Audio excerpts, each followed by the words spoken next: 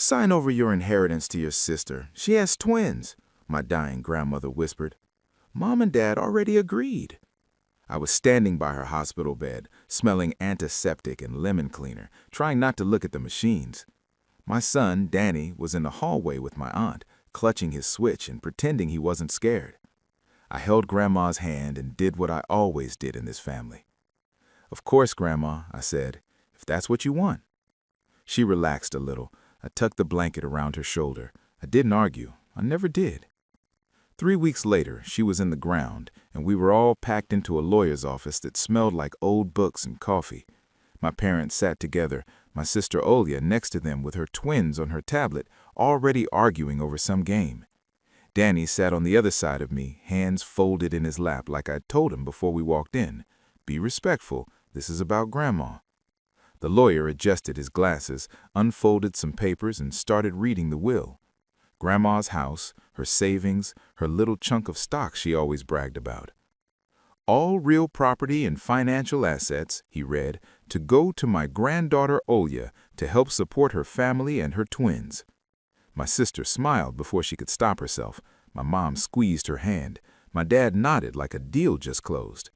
Then Danny leaned toward me, his voice barely a breath. Did Grandma forget us? He wasn't talking about money. He was 10. He meant forgot me. Before I could answer, my mother laughed, actual out-loud laughter. Oh, honey, she told him loud enough for the whole room. This is grown-up stuff. You'll be fine. You're not really depending on us the way the twins are. Yeah, Olya added, eyes still on the paper in front of her.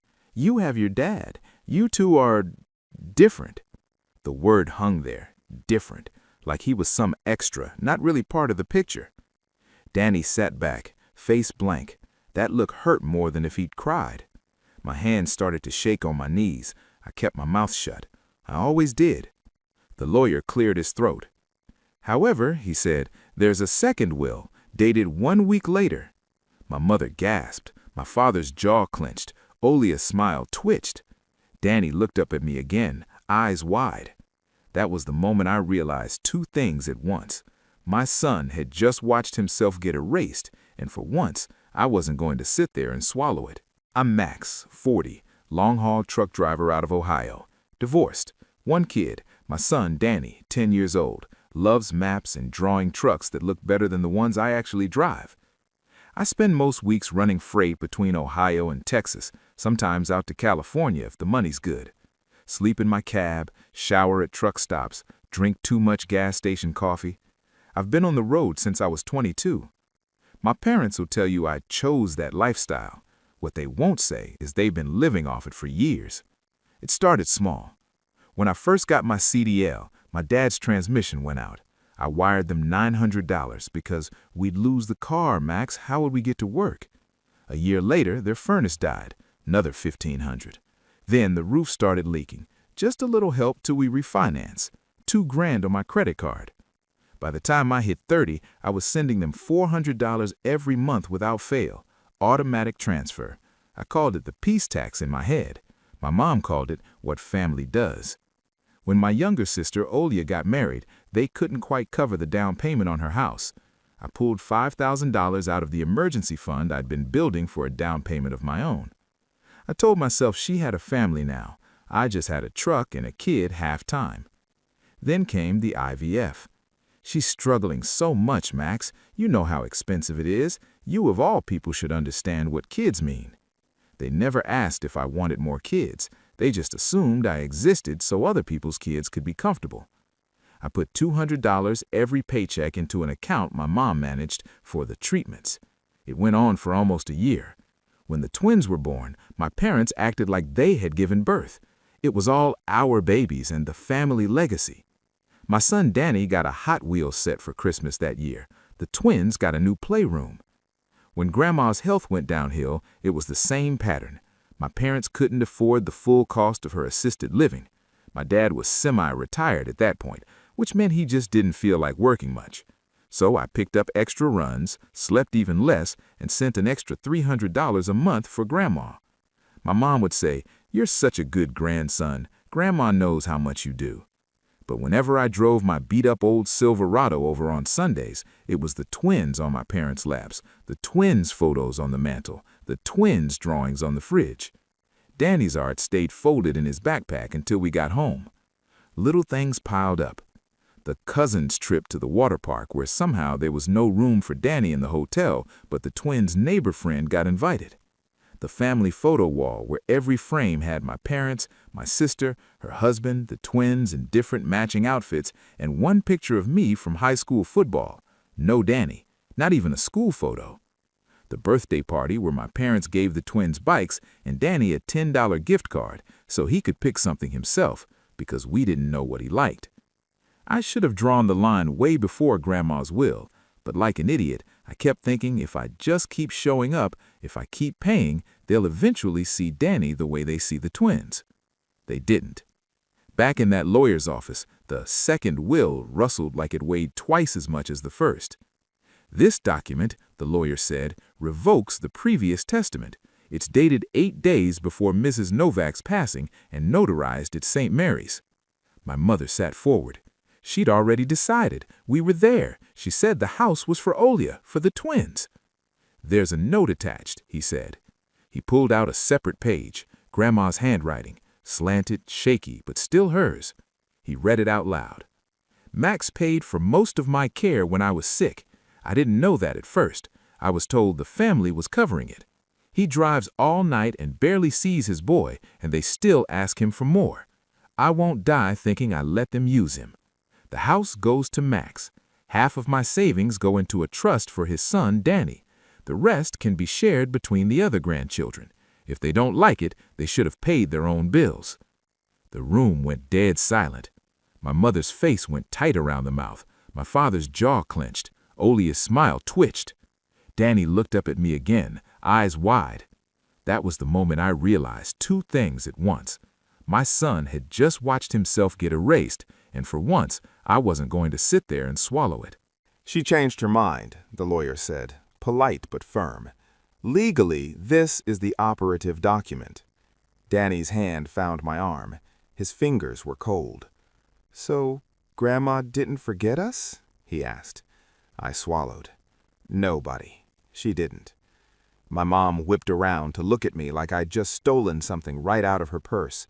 You promised her, she said. In the hospital, we heard. You said you'd sign it all to your sister. You said you would. Now the pieces clicked.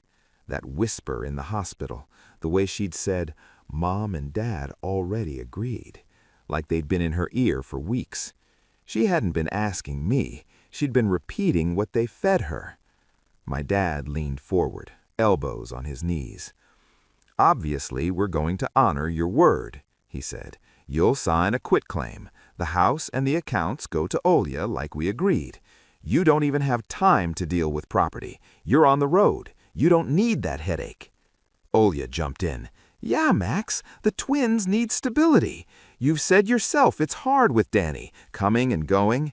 This way, the house stays in the family where it makes sense. Where it makes sense. Danny's shoulders hunched. He stared down at his sneakers, scuffed from the truck stop parking lots he walks around when he meets me on my short weeks. The lawyer cleared his throat again. Just so we're clear, he said, looking over his glasses at me, you are under no legal obligation to sign anything. This is your inheritance and your son's trust. No one can force you to transfer it. 3 pairs of eyes bore into me. My parents, my sisters. It would have been so easy to do what I always did. Nod, say, sure, whatever's best for everyone, and figure out how to make it work later. Pick up more loads, drive more miles, sleep even less. But my son was right there, the kid they never put on the wall, the kid they described as different.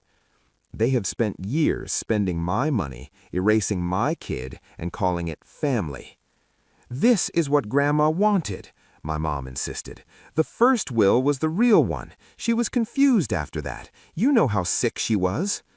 The lawyer slid the second will closer to me. There's nothing confused about this, he said quietly. My hands weren't shaking anymore. I picked up the pen. The next morning, I sat at my tiny kitchen table, the one I'd never changed because I was always using my money on family stuff, and opened my laptop. Danny was still asleep on the pull-out couch, clutching the old stuffed dog Grandma had given him when he was 6. The sunlight caught the fading brown fur. I logged into my banking app. First account, M&D Help. That's literally what I'd named it 3 years ago when I set up the automatic $400 monthly transfer to my parents. Next payment, scheduled for the 1st. I clicked Cancel Recurring Transfer. Confirmation screen popped up. Are you sure you want to cancel this transaction? Yes. Then I opened my messages and pulled up the lawyer's email. He'd sent me a draft of the trust documents for Danny the night before. I'd read them once, then again while Danny showered. A separate account in my son's name with me as trustee until he turned 25. Grandma's savings, her stocks, enough to pay for college, a used car, maybe a down payment one day. I typed, "Go ahead and file the second will. Set up the trust exactly as we discussed. Title the house in my name for now, beneficiary Danny. My parents and sister are not to be added to any deeds or accounts." I stared at the blinking cursor for a second, then added one more line. Also, please send all future correspondence directly to me. No copies to my parents. I hit send. That was it. One decision. I wasn't their backup bank anymore. I wasn't going to sign away my kids' safety net so my parents could keep pretending only the twins counted. I closed the laptop. My heart was pounding, but the apartment felt quiet, like some constant hum had finally stopped. Danny padded into the kitchen in his socks. "Can we have pancakes, like Grandma used to make?" I pulled the scratched-up pan from the cabinet. "Yeah, we can have pancakes. And after breakfast, you want to go see Grandma's house?" His eyes lit up. "You mean ours?" I hesitated, then nodded. "Ours." They didn't take it well. Of course they didn't. The first call came that afternoon when Danny and I stood in Grandma's empty living room, dust dancing in the sunlight. My mom. I let it go to voicemail. Her voice came through sharp and high-pitched. "Max, what are you thinking? I talked to Mr. Lawson. He said you're filing that ridiculous second will. Your grandmother wasn't in her right mind. This isn't fair to your sister, to the twins. Call me back now so we can fix this before it's too late." I didn't call back. 10 minutes later, my sister texted, "Are you serious? You're stealing from my kids. You know Grandma wanted us to have the house. You're going to let your one kid take everything from the twins because you're bitter." I typed and erased 3 different replies before I settled on one. I'm not stealing from anyone. Grandma made her decision. I'm honoring it. I won't sign anything over. And I'm done sending money. 3 dots popped up, disappeared, popped up again. Then, "Wow, the road changed you. Or is this your ex's influence? She always hated that our family was close." I laughed out loud at that one. My ex and I barely spoke except about Danny's schedule. She had her own life now. The next day, my dad showed up in person. I was on my way out the door to meet Danny's bus when I opened it and nearly collided with him. He looked smaller somehow, older, but his eyes still had that same stubborn glint. "We need to talk," he said, walking past me into the kitchen like he still lived there. I shut the door and leaned back against it. "There's nothing to talk about," I answered. He scoffed. "You're really going through with this? You think you can just cut us off like some stranger after everything we've done for you?" The list flashed through my mind. Nights sitting on bleachers at my football games? Sure.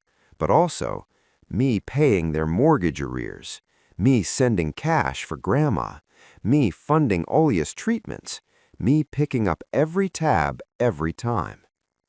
I poured myself some coffee, didn't offer him any. "I'm not cutting you off like strangers," I said.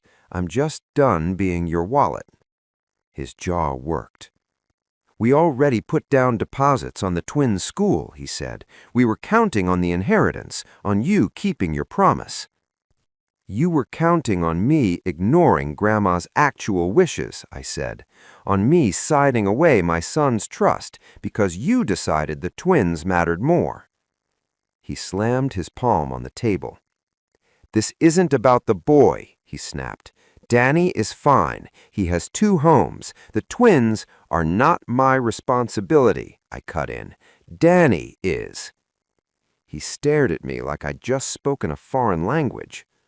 All those years, I realized, it had never crossed his mind that I might see my kid as just as real as Olya's. He tried a different angle. "Your mother is devastated," he said. "She's telling everyone you're being manipulated, that this isn't you, that you're angry from the divorce or something." "I'm not angry," I said. "I'm tired. There's a difference." He stared at me, waiting for me to cave like I always did. I didn't. "The payments are done," I said calmly. "The inheritance stays where Grandma put it. The house is mine and Danny's. You're welcome to visit if you can treat him like your grandson. If you can't, don't come." He opened his mouth, then closed it. "So that's it?" he asked. "We're just cut off?" "Financially, yes," I said. "Emotionally, that's up to you. But I'm not going to fund a family my kid isn't part of." He left without slamming the door. That almost hurt more. 2 days later, my aunt, Grandma's younger sister, called. "Come over Saturday," she said. "Bring Danny. I made borscht the way Mama used to, and I have something for you." We went. Her house was small, cluttered, full of plants and old lace doilies. Danny immediately found a cat to befriend. She poured me tea, then slid an envelope across the table. "I found this in your grandmother's Bible," she said. "She asked me to hold on to it in case your parents acted like themselves." Inside was a letter, short, handwritten. "Max, I know they'll try to tell you what to do. They always do. I shouldn't have let them. Don't sign anything you don't want to sign. This is for you and your boy. You were the one who showed up for me when it was hard. Use it to make sure you see him more than you see the highway. Love, Baba." I read it 3 times.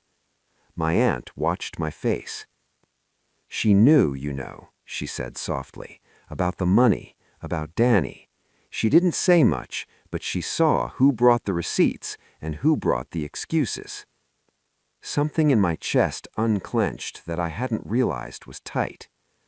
All those overnight drives, all those extra shifts, all those checks. She'd seen. Danny came over, cheeks pink from playing with the cat. "Can we go to the house after this?" he asked. "I want to draw where the garden will go." I ruffled his hair. "Yeah, bud, let's go plan our garden." We moved into Grandma's house in April. I took a local route instead of long haul. Less money up front, sure, fewer miles, but I slept in a real bed most nights. I saw Danny more than just every other weekend and whatever days I could snag between runs. The trust Grandma left helped fill the gap. I didn't touch the principal. That was for Danny's future. But the cushion meant I could say no when dispatch offered me 2-week runs for great pay. My parents didn't come to help. My sister didn't drop by. The only time I saw any of them was on social media when someone tagged them at the twins' school fundraiser. They did show up in other ways. Long texts from my mom about how sad it is you've been turned against your own blood. A carefully worded email from my dad reminding me that one day we'll be gone and you'll regret choosing money over family. A message from Olya that said, "When the twins ask why we lost Grandma's house, I'll tell them their uncle needed to prove a point." I didn't reply to any of it. Instead, that first summer, I built a fire pit in Grandma's backyard. Danny helped me haul bricks, hands dirty, face serious. We planted tomatoes where Grandma's roses used to be. He drew a sign that said Baba's Garden and taped it to the back door. In September, my aunt came over with a pot of soup and a bag of old photo albums. We sat at the rickety kitchen table, the one I now plan to keep forever, and flipped through pictures of a version of my parents I barely recognized, young, laughing, holding me as a baby. Danny found a blank space on the wall near the fridge. "Can we put our pictures here?" he asked. "Like a tree, but not like theirs." I bought a cheap corkboard and a pack of push pins. We printed out goofy selfies, pictures of Danny in his soccer uniform, a shot of us covered in paint after we fixed up the living room. I stuck up the letter from Grandma, too, folded so only her signature showed. I didn't put up a single picture of my parents, not out of spite, just because I didn't feel like pretending. The real closure came the week before Christmas. I got a group text from my cousin. "Grandma's house for Christmas this year? Your place can actually fit everyone without the twins' trampoline taking half the yard." Then another message from my aunt directly to me. "I asked your mother if she was coming. She said she doesn't recognize that house anymore." I told her that's the problem. I cleaned the house top to bottom. Danny helped me string lights along the porch, his breath puffing white in the cold air. On Christmas Eve, family trickled in. My aunt, 2 cousins, their kids, a couple of neighbors who'd known Grandma since before I was born. Everybody brought something: pierogi, cookies, plastic containers of salad. Someone put old carols on the Bluetooth speaker. Kids ran through the hallway. The house felt full in a way it hadn't in years. I set 2 extra chairs at the table, one with a small sprig of fake holly on the plate. No name tags, just space. Danny noticed. "Are those for Grandma?" he asked. "Grandma," I said, tapping one, "and whoever else figures it out." He thought about that, then nodded. We ate. We told stories about Baba, the time she burned the rolls because she was too busy yelling at the referee on TV, the way she used to slip everyone $5 bills like she was running a tiny bank out of her apron pocket. No one mentioned my parents. No one mentioned the house drama. The twins didn't come. I didn't go looking for them. After dinner, Danny disappeared into the little bedroom that used to be my uncle's. When he came back, he was holding something flat and carefully folded. "I made this at Mom's," he said, a little shy. "I was going to give it to Baba before she, I forgot to bring it to the hospital." He unfolded it. Our house, drawn in thick marker lines, smoke from the chimney, snow on the roof, 2 stick figures in front, one tall, one short, holding hands. Above them, in his careful printing, "Me and Dad's house. Thank you, Baba." My throat tightened. "Can we put it on the wall?" he asked. "Yeah," I said, voice rough. "Yeah, we can." I penned it right in the center of the corkboard. Not at the edge, not half hidden, dead center. Later, when the guests left and the dishes were piled in the sink and the house was quiet again, I stood in the doorway of Danny's room. He was asleep, one arm flung over his head, the other hand wrapped around the key to the front door I'd put on a little lanyard for him. His own key, his own house. For the first time in a long time, I didn't feel like the outsider crashing someone else's family. My parents had their choice. They chose to see my son as different and me as a wallet. I made mine. I chose my kid. I chose the house of a woman who finally, at the end, chose me back. I chose to stop paying for a family that couldn't make room for my boy's name anywhere but the checks. Let them be shocked. Let them gossip. Let them tell their version.